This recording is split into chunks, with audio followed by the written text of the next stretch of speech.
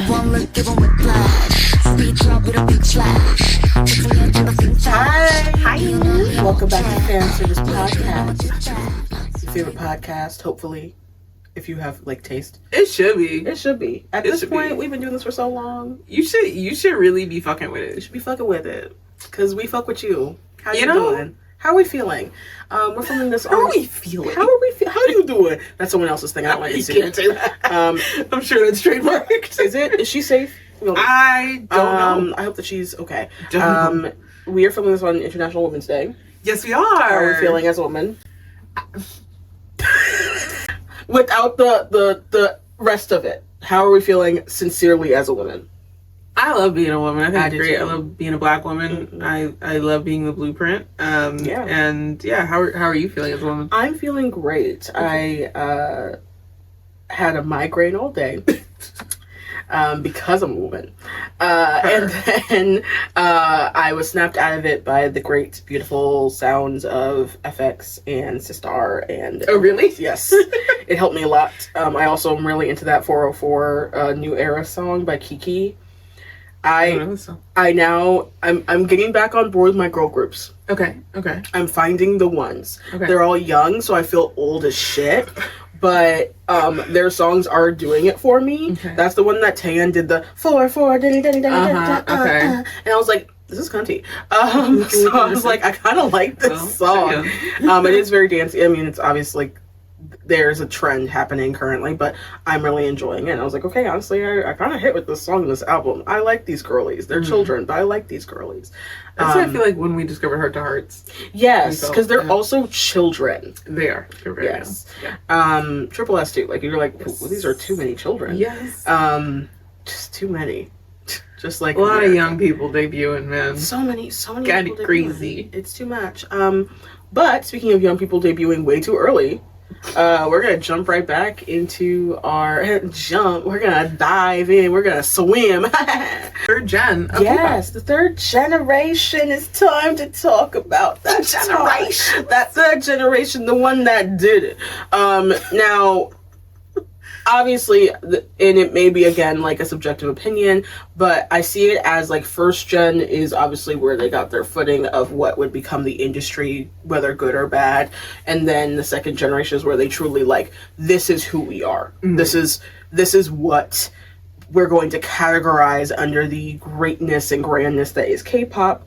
You're going to start getting the groups that are now seen as the legacy groups that are still going, but still where it all really got its ball rolling, and you started to see there be a bit more of an opening up to the world.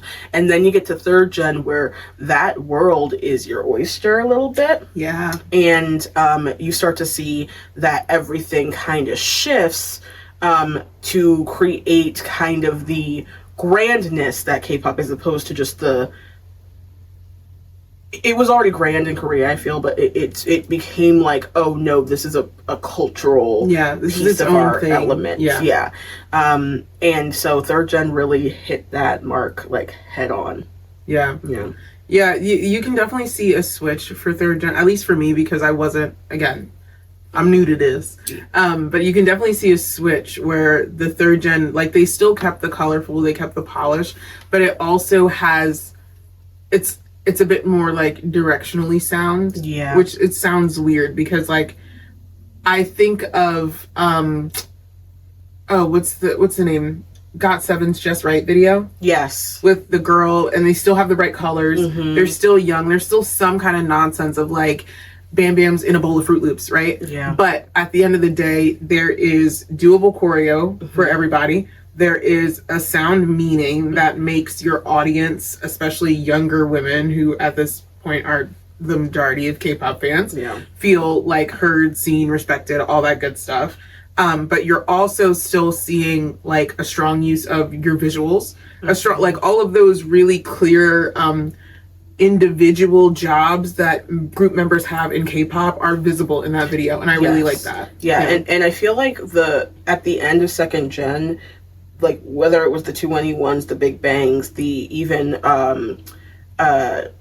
4 Minute, like these groups that felt a bit sharper and heavier, and for lack of a better term, like darker. It wasn't just like one layer or just color. It was like you had sleekness and designer based clothing as opposed to just like anything, and no one was matching anymore. It felt like there was an emphasis on giving some sort of individuality to each member, while also having that also happen within the visuals. And so I think that helped to usher in how third gen looked, because it was true. Like, you got GOT7, for example, as a group, you had like the Just Right video going into things like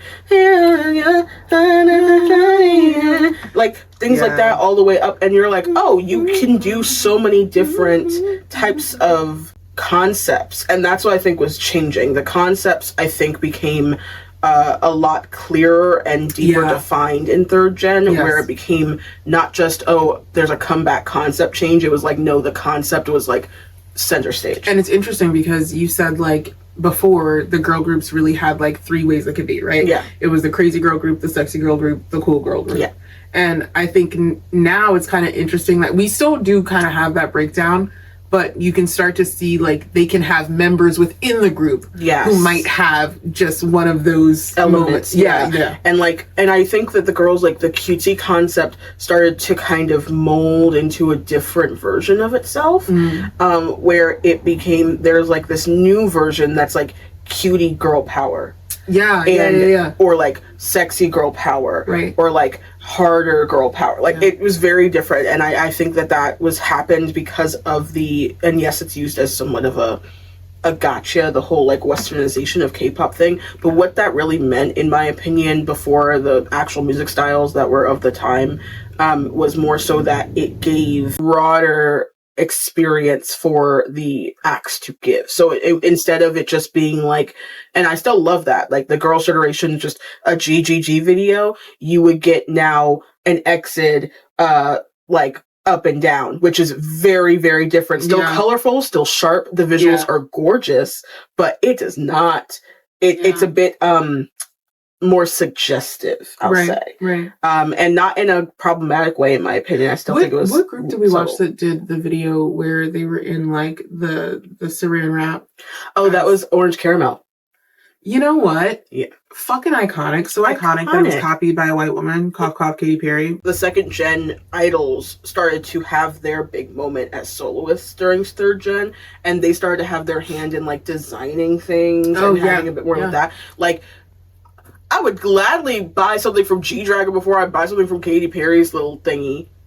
I mean, I wouldn't gladly. I'm not saying, I'm saying in comparison. I'm not saying it's whatever it is, it's going to be styled better. Do I want to support a Zionist? No, but it's going to be styled better because G-Dragon has more of a sense of style. Yeah, I'm also, it wouldn't fit me anyway. Who fucking, like, no. I would assume that.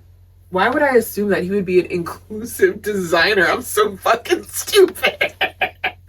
Okay, moving on. I love that this is the second time that we have mentioned Katy Perry, because that lets you know how integral she was during this time in history. If you are a younger, what do they call them? Gen Alpha, Gen X, Gen Z. Millennial. I don't know all the... Like, we're at the cusp of millennial and Gen Z. I don't really want to claim that, but sure. It's the truth, though, because it's part of the reason that we have an understanding of so much pop culture things that are very integral to understanding, like, the world, while the rest of Gen Z can't even name who Whitney Houston is. So, like, that's why. No, did you see that fucking video where they were on the college campus and they were like, who is this? And they could not name who it was. They were struggling the entire time. The person who was closest was like, oh, Aretha Houston? Stupid. A lot of people said Aretha Franklin, and that fucking pissed me right the goddamn fuck off. But either way, I think that No Child Left Behind was some bullshit anyway, but childs have been left behind. Children. No, that's parents leaving them behind. You have left your own child behind in education. Which is crazy because their parents aren't millennials. In musical education. Yeah. Which is why I'm saying I know your parents was listening to Whitney Houston, so what the fuck? They just wasn't talking to you about Whitney Houston? They didn't show you the best national anthem of all fucking time? No, it's because their ability to pay attention enough is not strong. So they will sit there and be like, even if they know of Whitney Houston, they don't. No. It's the truth. Our attention spans. Why else is AI taking over? The attention spans and the literacy is some bullshit. Why else am I arguing with teenagers on TikTok who say, yes, never mind, who say that people are Child. I will say third gen. Speaking of singing, because we singers. Speaking of singing, I will say third gen, in my opinion, was when the training system did shift in a way that I can agree more so. I don't like the argument for about the product they needed to create. Yes. Okay. Like I don't agree with that argument people have all the time where they're like, oh, third gen like kind of ruined K-pop, and now the reason as to why like fourth and fifth is the way it is because so a lot of people have this argument because of the whole westernization conversation about K-pop and how keeping the K of K-pop is a whole thing. About how second gen very much like had its own clear identity focus with what the industry really wanted to push. And then in third gen, they were just kind of like balls to the wall, taking whatever stuck. And then, but because they were trying to open up to the world so much, it very much was focused on trying to like garner, audiences that weren't just solely within Asia as a whole. And so it was clear in like the way that they changed their visuals and whatever, which I'm not disregarding or arguing against. What I'm saying is I think that there is a misconception that only just started then. Right. That was the case from the beginning. Right. It just wasn't super easily broadcast for multiple different reasons, and also the industry was quite young. Like, you just have to be honest here. And then once third gen came around, the industry was less young. At that point, you had like a Gangnam Style happen in between. Right. So like everyone's eyes were clearly on Korea now. That was the difference. So when that happens, what you do in a business structure is you start to rethink how you're going to do things. How can I profit off of this? Exactly. Yeah. And that's where I can somewhat join the argument where I go, okay, I think the training changed. I think the way that they sought after people changed. Yeah. All those elements of finding a visual was still true. That did not change. That was still number one. In fact, I would say that maybe went harder because they started scouting internationally. Yes. That's how Felix got scouted from fucking Facebook. Yes. You started scouting like not that was third gen, but you know what I mean. No, but it was during that time. Yeah, so it was like reaching out. You find these kids. You started doing international scouting things where you were going to schools and things, which is very strange. We're in the country of the island, so I will say that I don't think we got. I don't think as Americans that we can say anything. No, but I think as Americans, we know what's weird. We know it's weird. It will always be very weird. Training system become a bit more cutthroat. Not that it wasn't in second gen, but third gen, it was a lot more cutthroat. Yeah. Like the way that... Because I think the influx of people who were trying to shoot their shot was really... And the amount of things they had to do per day changed. Like, yes, they were doing the same amount of, like, rehearsals probably, but you had, like, 12 hours a day of this, extra hours of that. If you had to learn Korean, you had to do that too, learn Japanese, like, and then still do school if you were in it. Yeah. Like, I think when you also think of how the internet was booming at that time, because we were in school, right? Yes. And I remember taking computer classes, and I remember, like, I don't know how your school was, but like from middle school to high school, we had to take like a typing, some kind of computer class. Too. And I remember, because all the teachers like older people who were qualified to be teachers. And I remember like after 8th grade, it really reached a point where like everyone in the class was way more proficient on computers than the teacher of the class. Yes. And it was kind of to a point where it was like, so why are we taking this class again? Yeah. What is it for? If anything, you need to give the class to my parents so they can learn how to put like child protections on the computer. Because that's the only thing they want to know how to do, and they want me to show them, and I ain't finna do that. It's too much. And at this time, like, I think it was also the oversaturation is problematic too, because you had all these smaller companies pop. There were so many. So third gen, to me, I remember feeling so overwhelmed.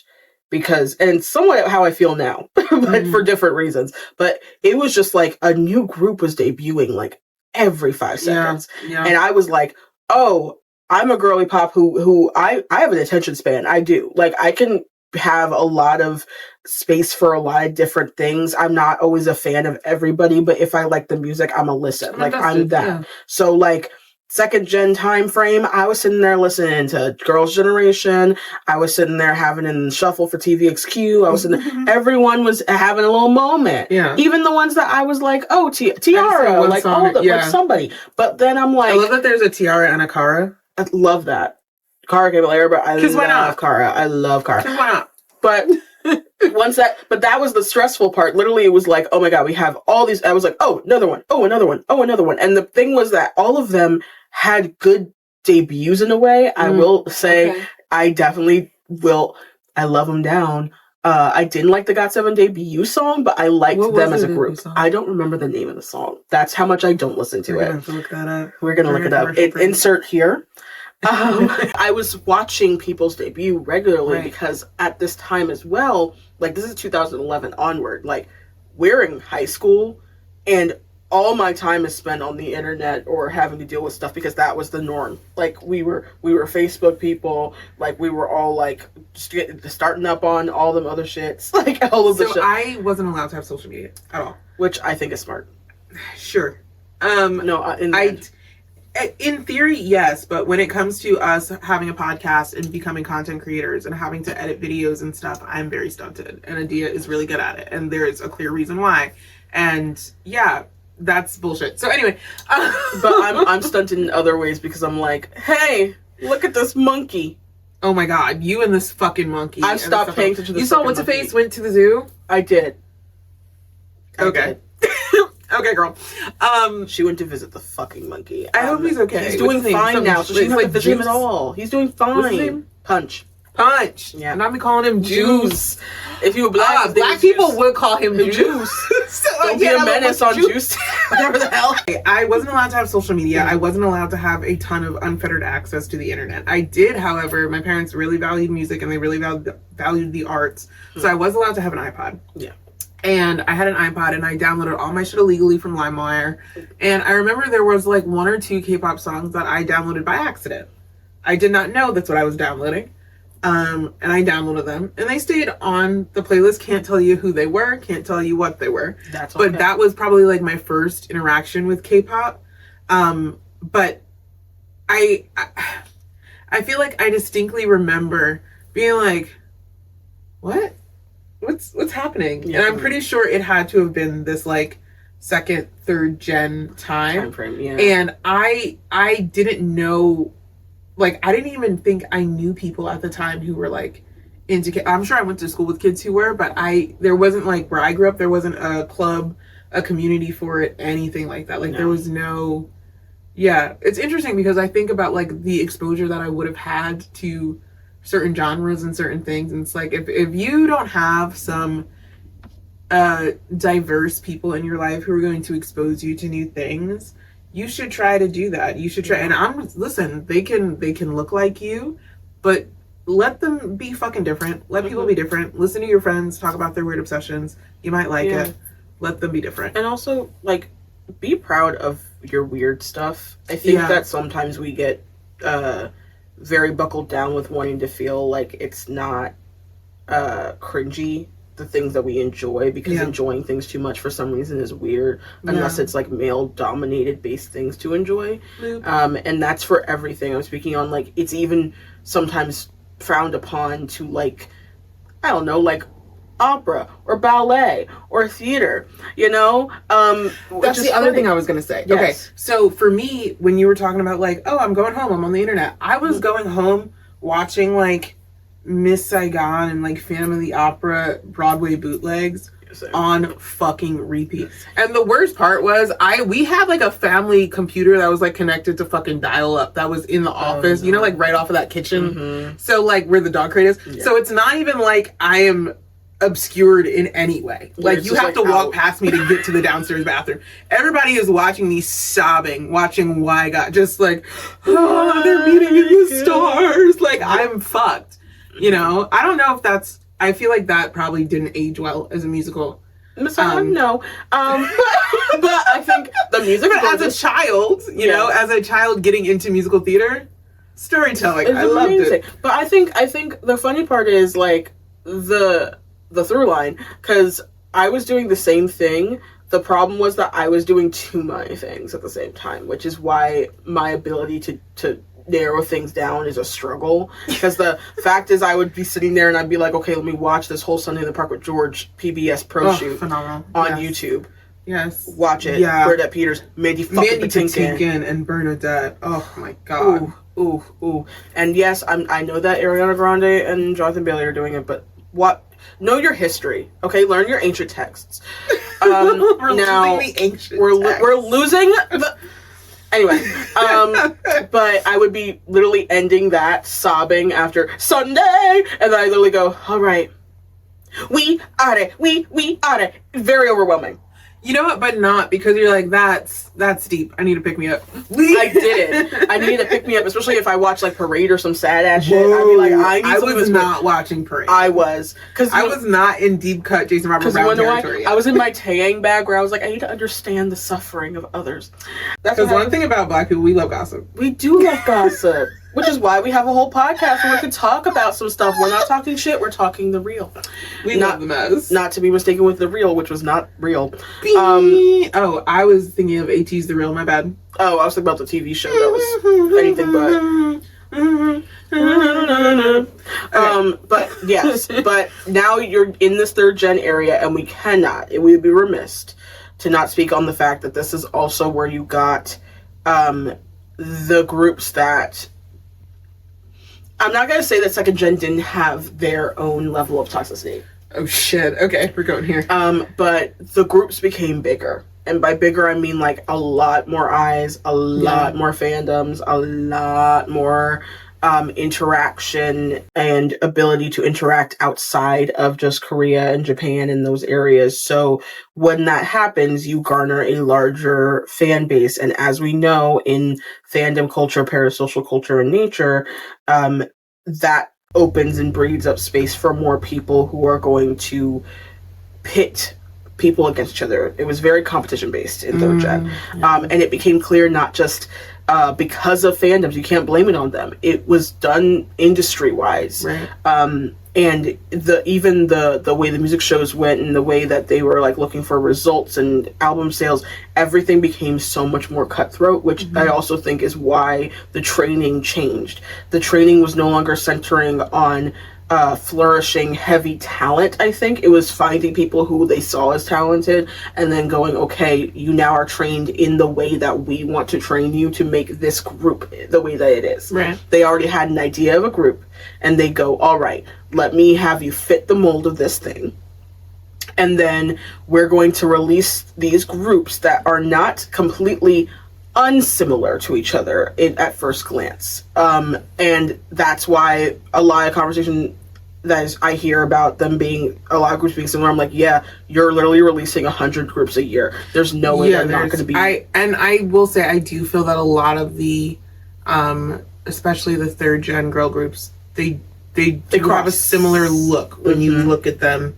especially like their debut times. Yes. Because it's like, I feel like debut, it seems like they don't want to pigeonhole them too soon. So they just give them a general, like, okay, you're kind of cutesy, but it could go cutesy badass and go cutesy this, and get like, and then they move them from there. Here's the visual, like, it was very clear, like, distinct what the people were. Yeah.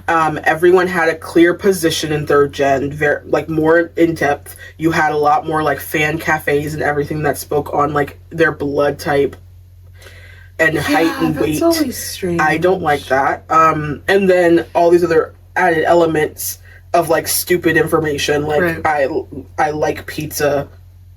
Okay. Which is funny because when you see, like, I mean, these days we see like TXT, they just did their re-up on their like on their fan profile. And some of the things they were like, I don't even know why I said that. And then they would ask like their team, like, did I write this or did you guys write this? Like, I don't even know what this is. I think that's interesting because people would literally base their whole relationship. Because I remember one time we were talking about how like fans would be like, he said he didn't like mint chocolate chip, and then I liked him because he didn't like mint chocolate chip, and now he's acting like mint chocolate chip is his favorite ice cream. Like, how could he? And it's like a betrayal. And I was like, oh no, things are interesting. And what's crazy is that started earlier on. That had been happening the entire time, but now we had the internet a lot larger and a lot more access to people without actually having to be face to face. And that made it so much more toxic. And so when you're already pitting people against each other and you're in heavy competition and the big three is ruling that industry, ruling the pop culture there, and also ruling the broadcast systems there. You are being fed all of this stuff, and they are kind of playing into it. Not the idols themselves, I don't think, and not the acts themselves. I don't really believe that. There are times when they definitely Yeah, yeah. There's a hierarchy thing going on, but that's cultural. But and I sometimes think that can have its own problems. But I think that the competition and then it layering itself and now moving towards competition amongst people who are just fans of people. Yes.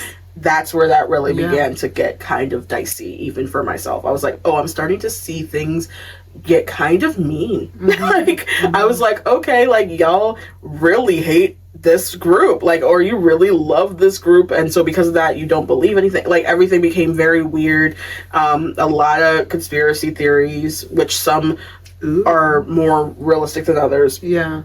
You can't trust these companies and these big heads and these big wigs, and it became very clear how corrupt they were during this time too, with the way that there were so many young kids who, this was the time when you started to see the hiatuses, the diagnosed with anxiety and panic, the like all of that, because of how much their schedules were so packed. Yeah. And I was like, this is like a 17-year-old kid who's still in school, and they're doing full time, working full time, not even getting a paycheck yet. Yeah. They get paid a couple cents for a music show, right? If that. And it's not even guaranteed to do it, because the way that you have to do a music show, we watched that show with the guys from ATs were in it, that one, where you had to see what the process was of trying to get your group on a music show.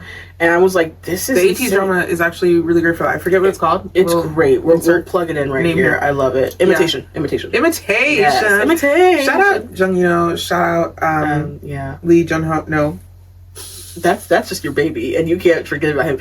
Jung Ho, Son, and Songa. Who? What's Jung's last name? I don't know. Thick thighs, save lives. So interesting, coming off of the music shows during third gen is when we also see the rise in fan cams and face cams. Now, fan cams and face cams, I can't lie, they are some of my favorite things about K-pop, because you don't get that with every Western artist. You do not. With most Western artists. Yeah.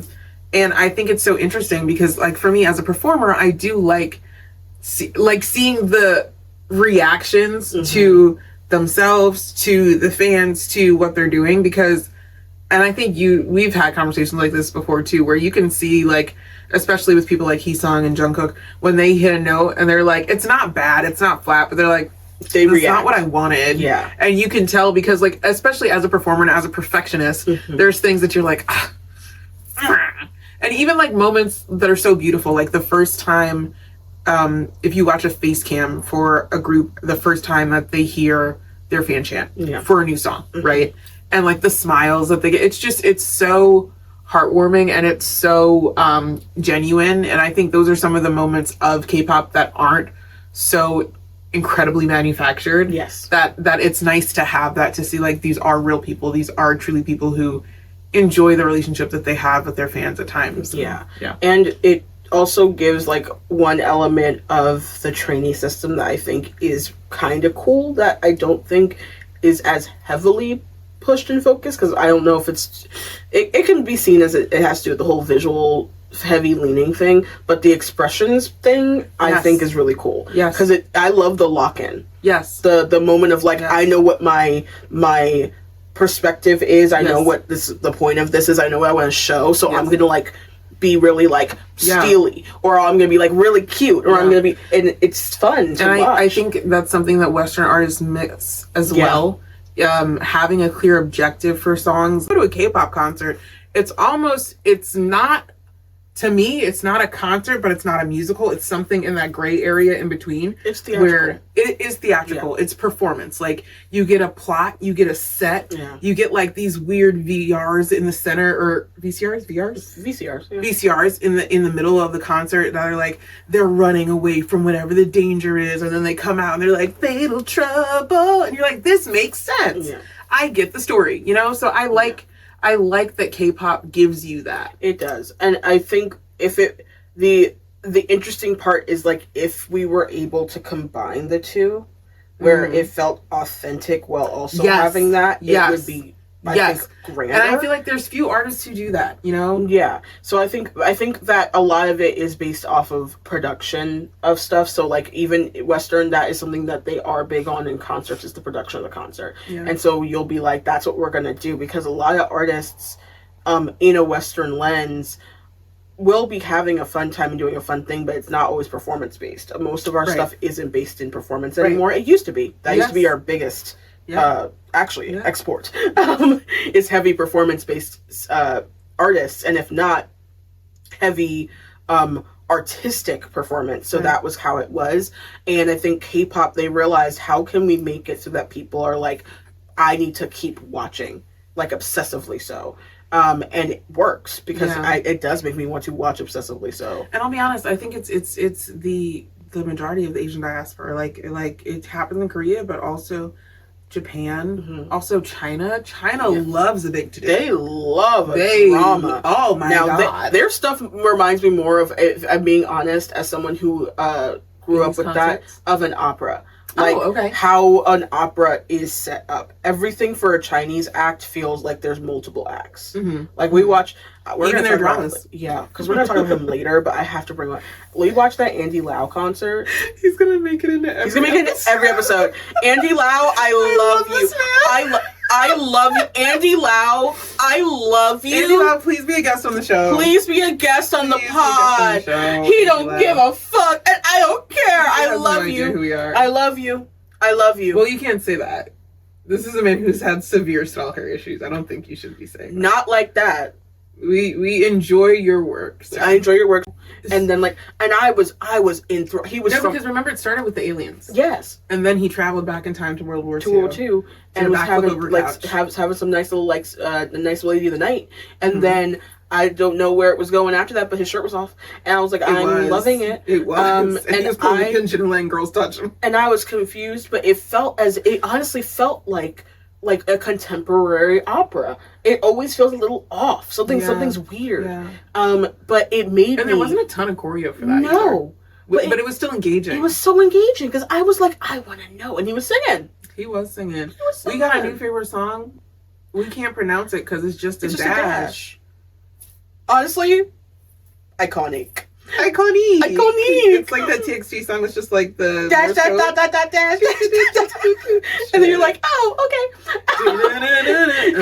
Not being on my end of your songs, because it was just in the circulation of the album. It's gonna be in your thing, your most liked song. Oh, that dash song? Yes.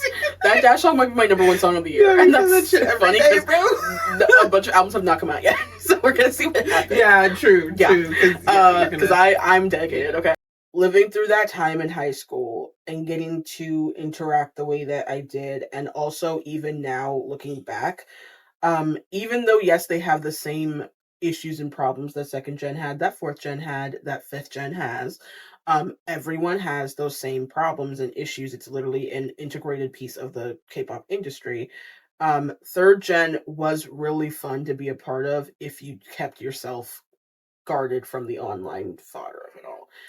It was really, really fun, because the releases that came out were fun. They were good. They weren't as like it made you feel like super jumpy and bubbly as second gen, in my opinion, but they made you feel like, okay, music. Like there's music here, and the producers, I think less of the techno-y stuff. There was a lot of techno, but it was because this was during a time of like heavy EDM, like the 2006. Yeah, no, it was popular everywhere. Mr. Worldwide, like that's what we were doing. We were opening up to later on, by the end of third gen, beginning of fourth. Like this is like the time when you had like the Chainsmokers be like one of the top freaking artists in the world. Like they were the ones who did that terrible performance talking about "Baby Pull Me Over" in the back of your Rover. Mm-hmm. Because they can't sing for shit. That shit was so bad. But you were like, this is the time of like the Zeds, the David Guettas. David Guetta. David fucking Guetta. Like this was the time of that. Like this is the time of Rihanna was fully pop. Like this is that time frame. Like everything. I hope you're good, girl. She got shot. No, literally, they literally just shot her house 20 minutes ago. That's crazy. We didn't talk about it. We didn't talk about it. Oh, we don't have to. We black. We Rihanna. Oh, girl. We coming for her. Girl. Y'all that mad about not getting an album? She ain't do nothing but make babies. Leave that woman alone. Let her just lie down. Sorry, that was problematic. Anyway, let her just lie down with her millions and billions of dollars. Okay, yeah. Either whom carries the Rihanna's. Like, you had, whether or not I agreed, but I was sort of into it at the time, the Taylor Swift's, Beyonce was in her prime. Yeah. Like, you had all of this stuff happening at the same time. You had male artists who were actually doing things. What? No, we don't have any. You ain't never lied. Stable ones now. You had Bruno Mars come out, like all these things that started to change the landscape of how they even trained them, the people that they wanted them to kind of base them off of. A lot of the underground artists, the independent artists, the Tinashes was on the. Tinashe being on the mood board of every third gen goddamn girl group. I am like, that is crazy, but that's why I know for a fact that y'all were listening to stuff that I was like, okay, there's. Which is why I say I do think that they genuinely enjoy Black music. I don't question that. I do question the intentions. No, the intentions. They genuinely enjoy the music made by Black people. Yep. Do they genuinely enjoy Black people? No. Yep. Do they enjoy the artistry of Black people? Yes. Do they enjoy understanding deeper? Yeah. Do they want to learn more and understand it deeper, so they have to confront things about themselves? No. Because most people don't want to have to confront. Who was it who said? Oh my God. My Taeyang bag? Yeah, my baby who was like, I want to understand the hardships of Black people. And honestly, that was the funniest and also craziest thing that he said. But also then he made Eyes, Nose, Lips, and I forgot after he made the song. Because that song, I will say, Eyes, Nose, Lips, as much as I will come for Taeyang and his Dayang fucking Drayangs, his fucking dreads and his I knew that's what you were trying to say, but it did not sound like that. It didn't matter. You knew what I meant. You knew what I meant. I'll put the subtitles underneath. But like, as much as I'll come for that man, for the many straight important reasons to come for him. Yeah. Eyes, Nose, Lips. Even though the music video is a fucking like stolen D'Angelo moment, that song and the tension, the yearning, the desperation, because you need to get that woman back. He literally flubbed so bad with his now wife that he had to get her back with that one fucking song. And that one song is so iconic that I am like, yeah, any Asian person I've ever met will be like, okay, you like, if they figure out, they go, nah, nah, nah, nah, nah. I'm like, yep, Eyes, Nose, Lips. Yeah, it's drama. It was the most dramatic bullshit, and I was eating it up the entire time. See, I'm scared to tell any Asian people that I like K-pop. I don't usually tell them; they figure it out. I don't want to be not by choice.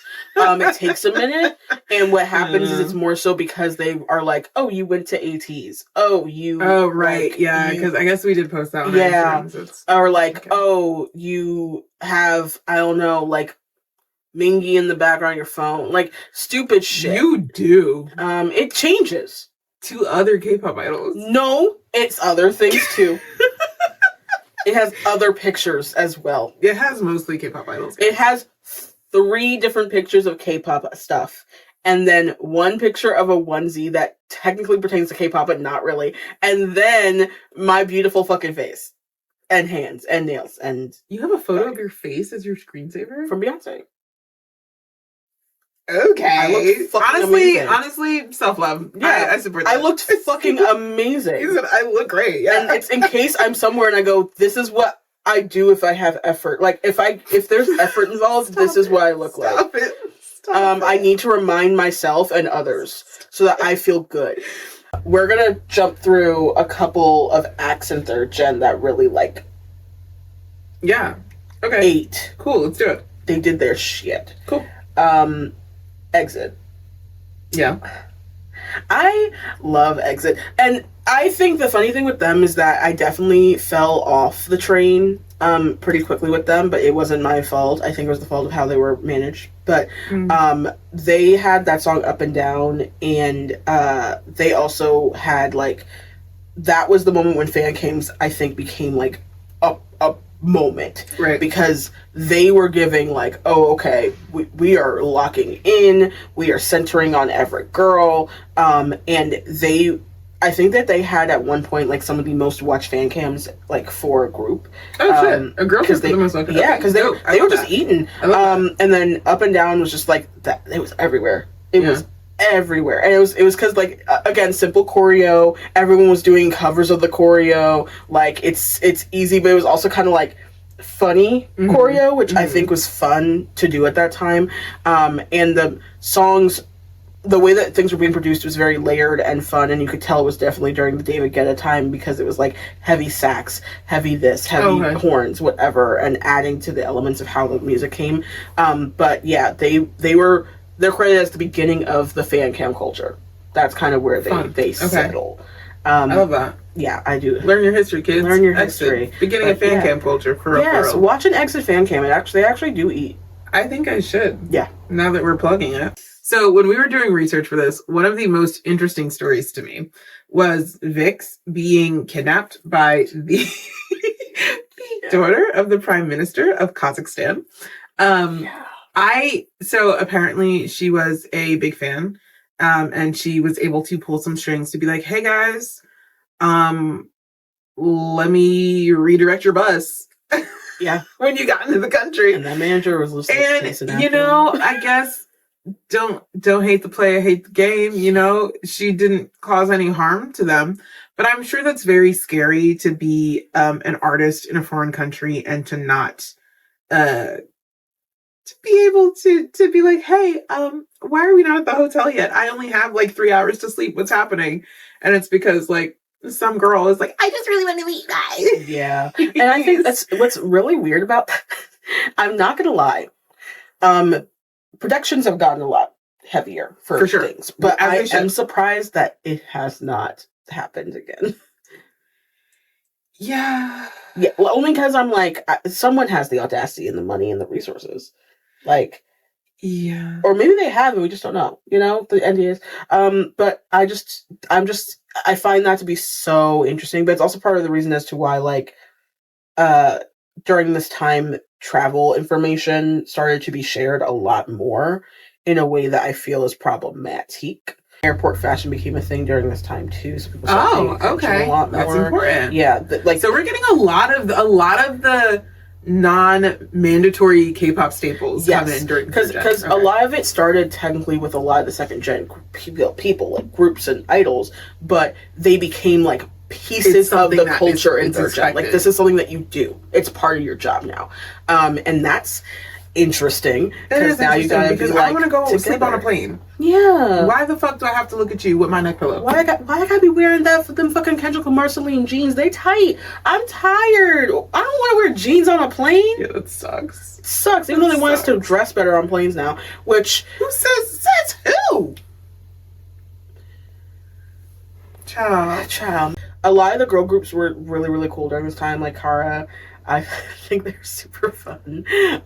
You had Sistar during this time too. I am obsessed with the way it's spelled. Yes, Sistar was the sexiest shit I had ever seen. And this is now I am very, very proud and secure in myself. All right, I love my mans. Okay, I love my mans.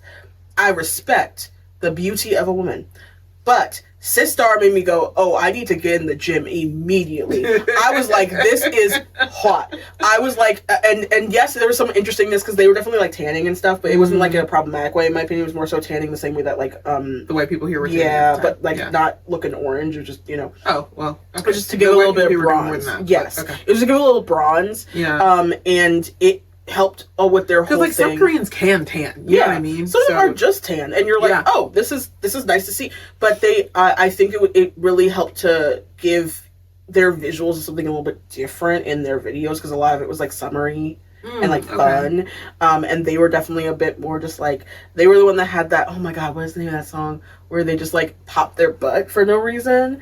And and I was like, is it Sistar who paved the way for like a Hyolyn weight type of vibe?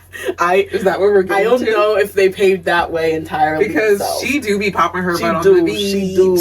No, but I think I like that they had the choreos that they did. There's also like Miss A. That group has Hyrie in it. If you've ever watched like Reply 1988. Oh yes. Shit! Okay.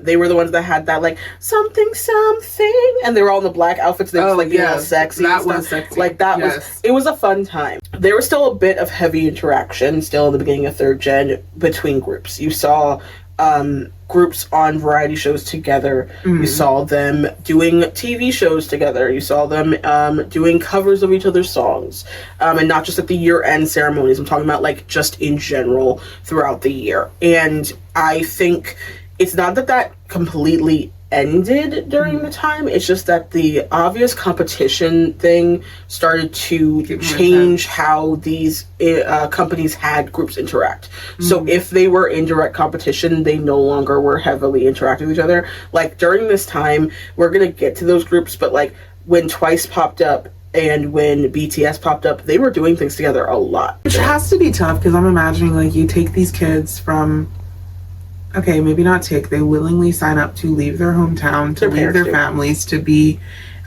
in school where their peers probably aren't that relatable because they're in this super intensive program. So then when they finally get to create friends and other people who are their age, who understand what they're going through, who maybe will only be back from tour for like 2 weeks. Yeah. And it's even more convenient because we get to meet during this one variety show, and we get to do a bit together, and we're friends anyway, so we get to kiki, and it's a whole thing. The year lines all kind of interact with each other, even if it was subtle. It's funny. Like the 92 liners were like that, the 93 liners were like that. Like it you started to see the age groups also kind of interact to be like, I got your back at least. And that, it's not that went away completely, it's just that it no longer was shown. Yeah. And it was no longer shown, partially because obviously you guys want your own privacy, and there was an issue with privacy for sure, very much blowing up in that space. But also it was definitely because the companies themselves, you started to notice that they spoke less and less of each other. Right. And it was purposeful. Like you couldn't speak of these groups, you couldn't speak of this one. Like it started to get really interesting. We can't not speak of GOT7. We speak of them all the time. Yeah. GOT7 is definitely technically a heavy hitter group. They are.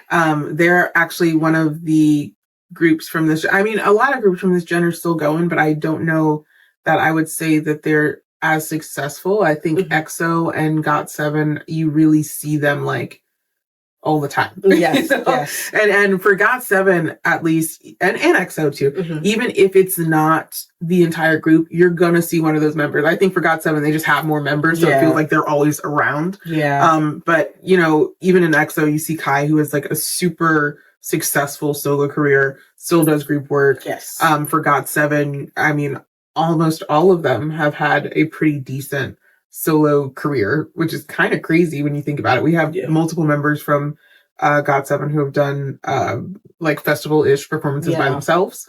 I mean, it's just it's great to see, and I personally, I really like when you see a group kind of venture off, do their own thing, create their own sound a little bit, and then bring that sound back to the group and mix it with whoever else they have there. I think one of the things that makes GOT7 kind of influential is, I mean, earlier we were talking about TVXQ and the law side of what they had to deal with in order to kind of like emancipate themselves from their company. And GOT7 had a fairly similar go of that. When there is some sort of animosity amongst the countries, East Asia. Yeah. It's so... No offense. So there's always East Asia. Y'all three are always in a fight. It affects the ability for the groups to interact the way they do, but it also changed the structure. So you started to see subsects of these groups having to do with Chinese sections. Right. So that happened with EXO. EXO as a group came out the gate so wangin'. So wangin'. Sorry, I'll cut that. That was for me. EXO has some fucking hitters. They had some hitters. That was SM's. SM was the bag because they got singers. They did. They sat there and said, "Oh, you want Dio? You want Baekhyun?" I said, "I want them all, baby." I do. And they're good. And they had so many more members back then. They definitely dwindled in membership heavily. But this is during the time when you were like, okay, like this was their obvious, like, this is the sleeker, harder choreo, intensive. EXO recently even had a comeback. That's the thing I like, again, with EXO and GOT7, like, they both pretty recently had a comeback. Yeah. They put out albums. I love to see the K-pop elders still doing their shit. They're still doing their stuff. Popping their shit in compression shirts. I will say I'm sad that CBX is not a part of that comeback, and their conflicts with SM being what they are is complicated, and by complicated I mean not fair to those people. So it is really unfortunate that they don't get to be a part of that when they are very integral to the group, in my opinion. And EXO is going on tour, and I feel weird. Wow. Yeah, it's weird not to have Baekhyun in that. Yeah, it's very, very weird to me. But that's the problem is these companies have too much power now. She probably, yes. So I wanna ask her what she thinks about her husband's in it. Well, yeah, she loves Kai. Shout out Jade. Shout out her fan obsession with Kai. Yes. We support, honey. We also love your husband. Yes. He's a great man. You had a lot of smaller ones too. Which like FT Island was one that was like a band. I love them. They had that weird ass music video where the girl like died.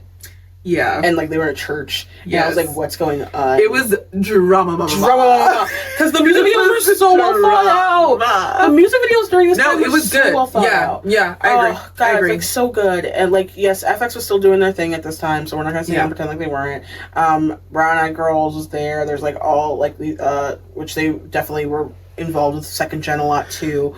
After School was having the good ass time. G-Friend is such a cute Justice name. for G-Friend. Love that group. They had that fucking song that was like in Spanish, but not like it was just named a Spanish song. So is this when we started doing some language mixing as well? A bit more, yeah. Like there would be like little like tidbits of a different language in the song sometimes. Like it'll just be like, oh, like here's just a random Spanish phrase. That's the name of the song. I think it was Me Gustas too or something. Like it was just not like copying Selena Quintanilla. Of course, Selena Quintanilla Perez, like our favorite. She's iconic. Selena's, anything for Selena's, anything for G-Friend. But like you saw like a lot of these groups pop up and they were doing their damn thing. Like they were doing it, even though I had my issues with Block B, right? I have issues with Block B. Yeah, sure. Yeah, valid. She'll post some of the issues here. Yeah.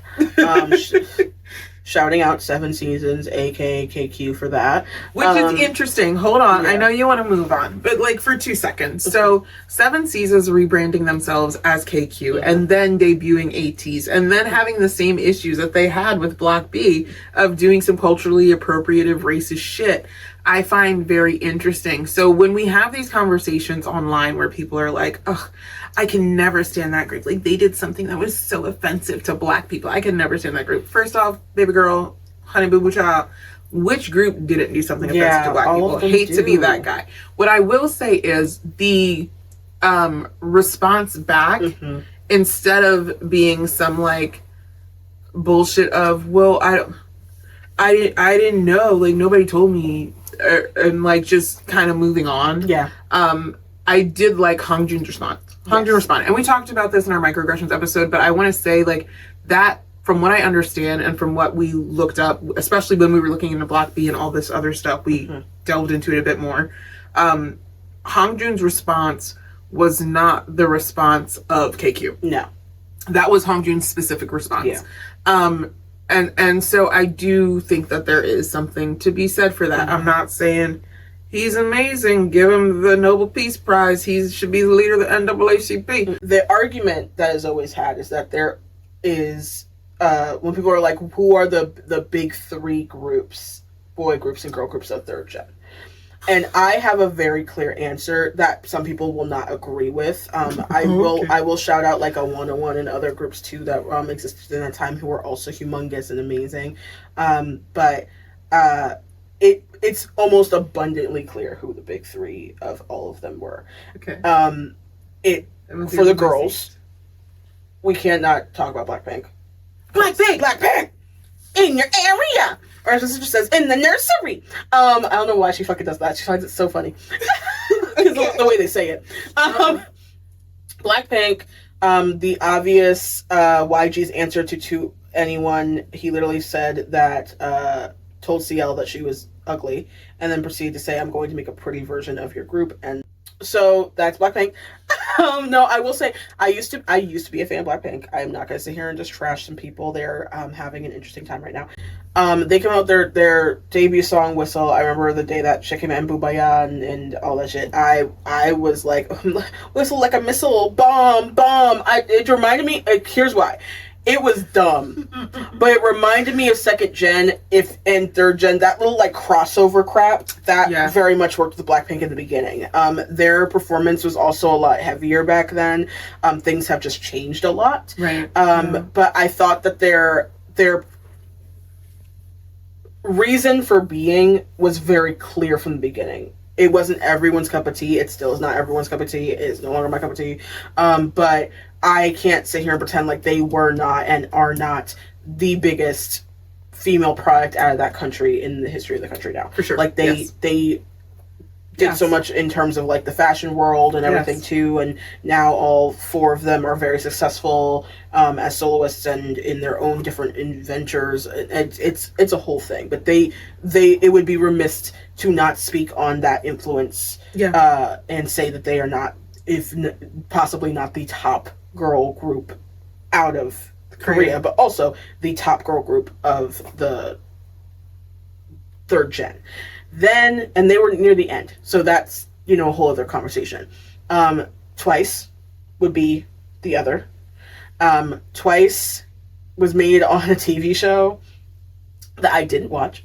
I was not a fan of I wasn't a fan of those. I didn't watch any of them at that time. I didn't like watching the creating the band type shit because I grew up during the time of actual making the band, and I just don't need to watch that in the creative format. I just don't care. Yeah, it can be and it's stressful, and it is toxic because they were making on the competition thing again. That was why this was that time frame, and it was stressful because you watch these young kids vie and scrape for something, and not only that, a lot of the times it wasn't showing the best light of the talent they could show because the way that they were having them compete against each other was in a certain format of how they wanted these groups to be and how they saw their training program being, and I didn't agree with that because I was like, well, this girl's obviously a really, really great singer, but it doesn't mix with your thing, so that's why it's and now she's beating herself up emotionally. And Gio, I love that queen down, love her down.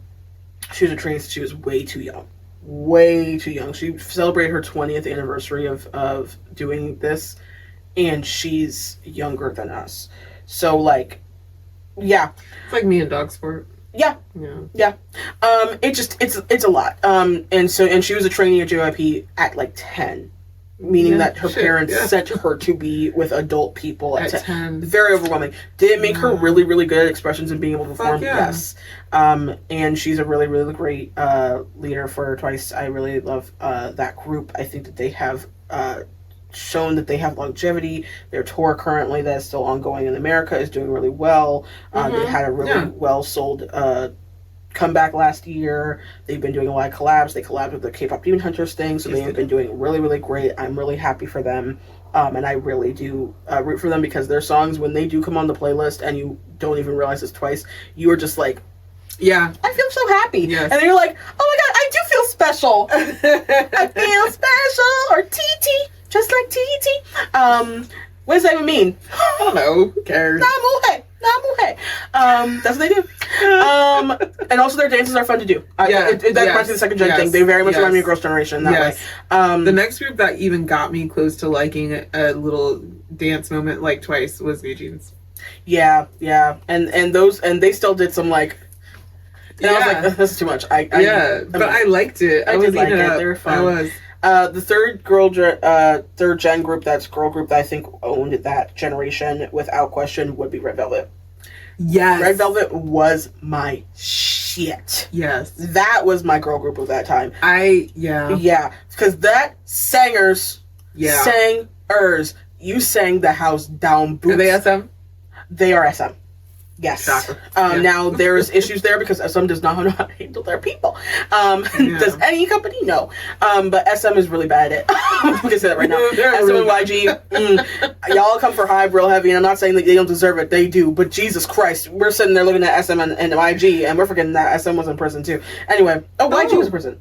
Or SM was. One of the two. One of those neighbors was in prison.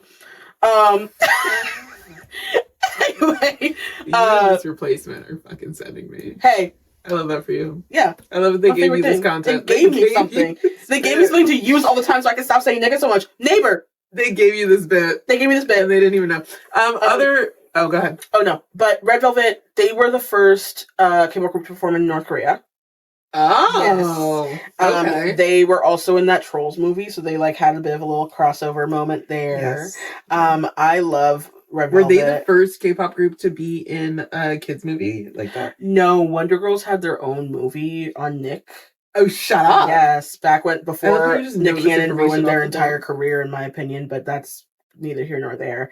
We did. That's a whole other conversation. Yes. Okay. But yes, JYP too, JYP and Nick. But I think that happened a couple times. Like you would see them like filter into international stuff every now and then. That's right. But that was kind of cool because it was definitely like exposure a lot for Red Velvet, and they have good songs. Yeah. Like good songs. A lot of which were written by EJ, who wrote for K-pop Demon Hunters and is the lead singer for Huntrix and stuff. So like, good songs, good singers. Yeah. And then the top three of the boys would be GOT7. That is argumentative, sure, but we're not gonna sit here and pretend like GOT7 was not as huge as they were at a time. They really freaking were. Yeah. EXO, which we already spoke of, and obviously, BTS. I mean, BTS is, as we said of Blackpink, arguably one of the biggest groups to come from Korea. They've been asked to spoke at the to speak. I can't even talk about it. No, it's fine. They've been asked to speak at the United Nations. 3 times. They've been 3 times. They've been like global ambassadors for Korea. They a lot of people, when they think of South Korea, they immediately associate it with BTS, which I've heard that Koreans have a split feeling on that. Yeah. But BTS, it's hard to have a conversation about South Korea and in art and music and performance without having a conversation about BTS. Whether you like them or love them, this is their gen. And honestly, it's funny because I think if we're gonna let me play devil's advocate here. I don't think that BTS was popular or integral at the beginning of their debut during this gen. So who would you say was actually, like, when you were actively during that gen, would you say was the biggest boy, the third biggest boy group at the time? It still would count as them because it took them 3 years to their debut to have it. At the beginning, like, the time frame of third gen is long. So because of that, even if I was to say like an EXO or a GOT7, that wouldn't entirely be true either because it changes with each year. Okay. So it would be like, well, 101 had their biggest moment. A lot of the second gen groups were still having a large moment during third gen. So then the arguments there of the third gen groups, like you had like a lot popping up. It's the same thing that people have the argument where they're like 17. They is still in the argument for them because they debuted in third gen too. Okay. But that I can't say is entirely true because they didn't have their pop off until fourth. So they are a third gen group who needs to still be in the conversation of being huge and big currently, but during that time frame, during the time frame of the start to finish of it, they didn't have their bump. In my opinion, that's what I say, but that I think that's argumentative. Generalized, yeah, sure, but it's like I feel like that's most people generally. Yeah, but those are like those 6. Yeah. Are such big staples in South Korea that if you go anywhere, they're on everything. Like, even though GOT7's not doing stuff like that anymore, they're still known amongst all South Korea like that. 100%. And by not doing stuff, like right now, there's 2 members in the military and everyone else is doing solo stuff. Yeah. So right now they are on another break until they come back together again past last year's comeback. But I mean, like, because they're not active as a group currently, you'd think that people wouldn't still talk about them, especially in South Korea, but they are talked about. So that's why I'm like, and I think the good thing about K-pop is even though groups disband, even though groups do military service, even though they take hiatuses and whatever, there's almost always a hope for a reunion. Yeah. It's like a fun part about being a K-pop fan too. Like, it's like, we'll always get a reunion at some point, and if your group likes each other, I think it's realistic to absolutely hope for a reunion. I think now they're saying that, we're supposed to be getting like a upcoming 2NE1 reunion. Yes. Which would be interesting. Which is interesting. I hope that they figure out their stuff. but I want to see more of these groups come back. And 2NE1 had like a mini one. Okay. I think like last year or the year before. Kara had one too. Like there's like expectations for the Big Bang coming back together and doing a world tour. Yeah. Obviously this is the year of third gen comebacks. Yes. Like you are seeing Red Velvet come back. You're seeing BTS come back. You saw EXO come back and they're going on tour. Blackpink went on tour last year and had their little comeback now. Yeah. They're Twice is on tour and they're probably gonna have another comeback this year. Like it's nice to know that they are still doing the thing, because getting past 7 years it's a big deal. Is a big deal. Yeah. And getting past 7 years and still having demand is an even bigger deal. Yes. And especially with how fast moving everything is past fourth gen, everything is so like, the hustle that the third gen did is the reason as to why the backbreaking of fourth and fifth is the way it is. Yes. They are constantly trying. Because third gen showed it was possible. They were like, it's possible, but we have to break our legs. Like it's like one of those, no, please and you're like, let's not. But I will say there would be no expansion of K-pop the way that it is without the hard running of a lot of the third gen groups. I think that obviously you cannot pretend that the first and second did not set the way, but then third gen had to sit there and go, all right, we gotta break this down. As an outsider, I really like seeing the third gen groups come back, because it's like, one, they're grown folk. Yeah. And that's always nice. Like when they're interviewed about stuff, it's not like, oh my God, like I don't know what to say. Like, yeah. Like, oh my God, what's in my bag? Jimin's like, a pack of cigarettes and my phone. Yeah. It's a Dior bag. Like, I have fuck off. So many things. And I'm like, okay. And like I love it. It's mature. Because but I think it was because there was a bit of an unhingedness. Because when they were interacting and on all those variety shows, this is during the time you had like the after school show with Eric Nam, which I have issues with him for many reasons. If you've ever seen Traders recently, he was on that season. Interesting. He was in the season of Traders. Was he good? Like, did he make it far in the show? I mean, like, Aiden would know. Aiden would know. I haven't finished it because Michael Rappaport was on it too, and I fucking hate him, so I can't. The great thing about those shows was it made them interact with each other, and it made everything feel, because it was shows run. You started to have shows run not by the personalities who were older people of Korea. They were younger, music-based personalities. Mm-hmm. So, and then now you're in the YouTube era now, where they're the younger former idols who are doing YouTube, or current idols doing YouTube. Yeah. But you had these like variety shows for that type of concept, and it made things feel like you could just be chaotic. That's where the chaoticness of the groups came from. Like you were like, oh, you can just do stupid shit. It's fucking chaotic. Yeah, and the boys are definitely like allowed to be more than the girls are. Yeah. But at that time, like that was the one thing with Red Velvet I couldn't get behind. I could not watch a single fucking variety show they went on, because every single time I would be pushed to my brink of my blackness, because I'd be like, Wendy, shut the fuck up. I love you, but if they ask you to do that black scent one more fucking time, I'm gonna lose my mind. That's the part that gets me. Like, it was so always inaccurate. Bad, but they did it all the time. Third Gen was really where they were like, let's just keep doing that, and I said, that's crazy, because like we didn't have to do that.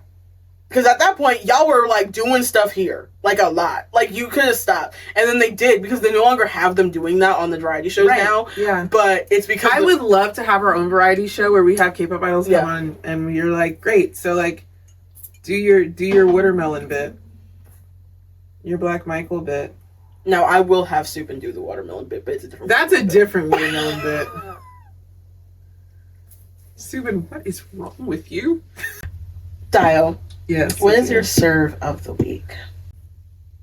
My serve of the week. Mm-hmm. It didn't come out this week. No. It didn't even come out last week. But I need to take a moment. This is not second or third gen related, and I don't give a fuck. No. I needed to take a moment to talk about In Hyphens, It's a Knife. Mm-hmm.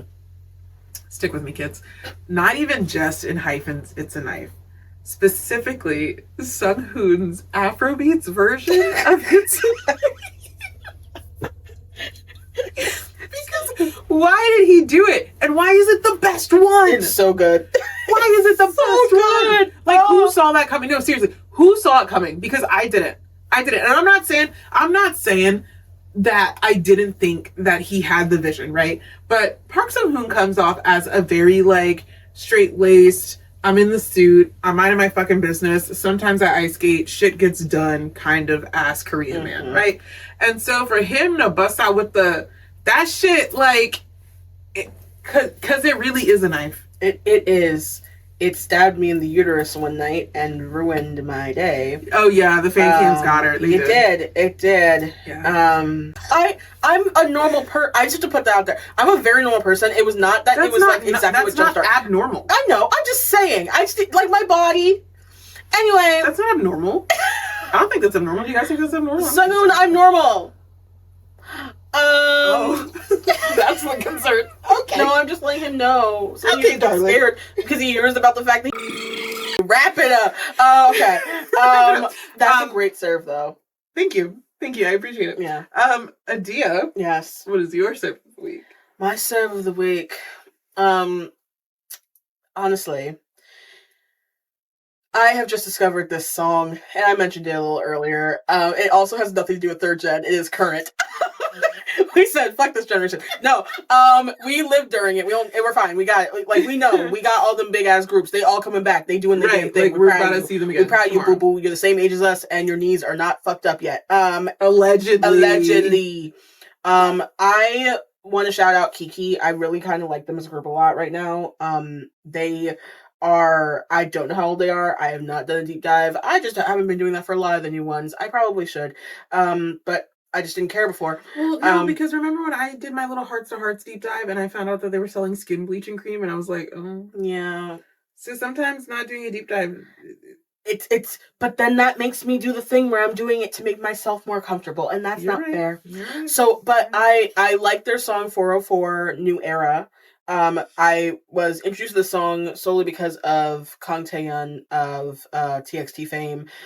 They were doing their MoaCon, of course, celebrating their debut time, and they did these cover dances to these songs that they felt that they did not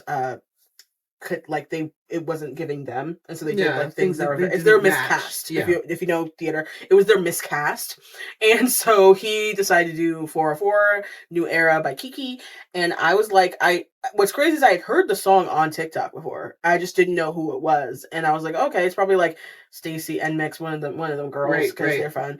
But I was like, New Era, okay, whatever. And I was like, okay, cute, whatever. I keep watching the video because I have a problem. And then I was in my car and it came on from my, like, the regular playlist of, like, top songs in general. And I was like, oh, it's that song. Mm-hmm. And I was like, this makes me feel really nice. And no offense today, it's finally fucking warm, and I had my windows down, and to play that song and feel like I was a badass bitch on International Women's Day felt really nice. And I want to give them a shout out for letting me have that feeling for a day. It was a good time. And then I literally left that song and went straight to drop the bass real low. And I started doing a lot of fun little things. I listened to Rihanna. Hope you're fine, girly. I hope that they didn't shoot your house up too much. I love you. It made me feel really, really strong. And I am strong because I love how concerned we've been about Rihanna. Yeah, because I'm about Rihanna the entire time, girl. She got 3 of them kids. Telling us you're black. She got 3 of them kids. Keep referencing Rihanna and how many kids she has. How many kids she got? Because that's crazy to shoot that house. No, that is crazy. She's like, isn't she pregnant right now? Who fucking knows at this point? She's always pregnant. She should have been pregnant without. No, she's not. She's allowed to do whatever the fuck she wants. But also, you're a billionaire, and there's such a thing as an ethical one. Anyway, well. We knew that wasn't gonna. Yeah. But yeah, Kiki. Come on. Love it. Kiki. Now I will say the name. Interesting. I'll look further into you because Kiki obviously comes from, but that's just a regular through line of how K-pop works. You never know. Yeah. Because it could be a talk Kiki. It could be a Kiki. Do you love me? It could be so many things. But where do all those Kikis come from? Obviously Black American people, but I wonder if Korea has their own version of Kiki. Probably. You know, you never know. There's Kiki's delivery service, but that's not them. That's Japan. I'm just saying. The relevance. It is relevant. It's a great fucking movie. Thanks for watching. Thanks for watching. Thanks for listening. If you enjoyed this episode, you can follow us on Instagram, TikTok, Bluesky, Upscrolled, X. You see how every time I fight to not say Twitter? Because I'll just say Twitter. Facebook. We have a Facebook page as well. YouTube. Duh. YouTube. Yeah. Look at our YouTube. There's other videos. If this video perked your interest, definitely look down below. Yeah, like, follow, subscribe. Spotify and iTunes and Amazon Music too. You can stream us anywhere. Stream us. And you can also please leave a review wherever you're streaming. If it's Apple Music, Amazon Music, Spotify, wherever. Please like and leave a review, and we might read your review on the podcast. Yes. So say something nice. Yeah. All right. We love you. Bye. Love you. Love women. I just hit the mic. Love women. Shout out women. Shout out to the bitches. Shout out to the bitches. Baby,